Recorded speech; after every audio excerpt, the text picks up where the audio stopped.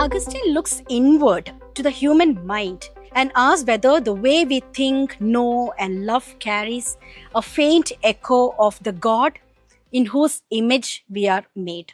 And he is careful. The mind isn't Trinity, but it traces it.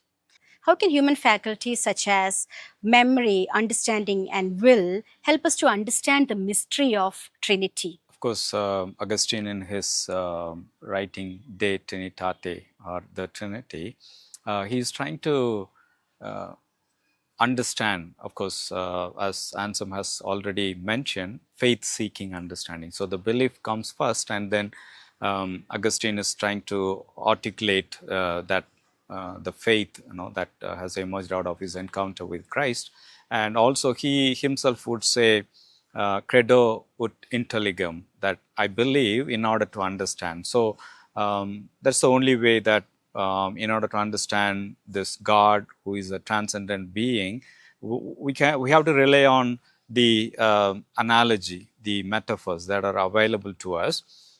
His starting point is the Imago Dei, the image of God. So primarily the Imago Dei was originally understood as the rational ability of that humans possess, unlike any other creature. So the rational ability was understood in this cognitive faculty. So that's why Augustine was using this memory, understanding, and will. And then he also especially uses this particular understanding of verbum internum, the internal word, because before I can articulate, the mind conceives the word.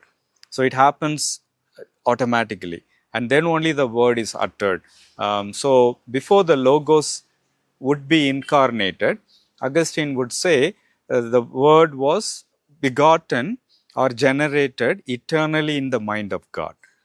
So what he means by that mind is the unity, and within which he brings this memory, which is the source, and then the word is the wisdom who is being articulated, and then the spirit being the bond of love. So the verbum internum, the internal word, is being eternally generated in the mind of God. So there is no distinction between mind and word. As the mind thinks, then the word generates. So the Logos, who was eternally existent with the Father, then in incarnation, he is revealed as this person of Jesus Christ, the Logos being revealed in the person of Jesus Christ. So also he uses this lover, beloved, and the love. So God is the lover, and Jesus, the Son, being the beloved, and the love is the unity, or the love that bonds the Father and the Son. But of course, Augustine understands the limitation, as you pointed out, within each analogy. It breaks at some point, because one of the major limitations in most of this articulation we see is that we are not able to bring out the personhood of the Spirit. So when you say the Spirit is the love, and the love becomes an abstract aspect, whereas the lover and the beloved are personal. So in every understanding, even Barth would use this revelation as Trinitarian by saying revealer, that's the Father, and revelation is the Son, revealedness is the Spirit. So revealedness is a bit clumsy word, even Barth could not capture the personhood. So ultimately, whenever we try to articulate the mystery of Trinity, at some point the analogy would break.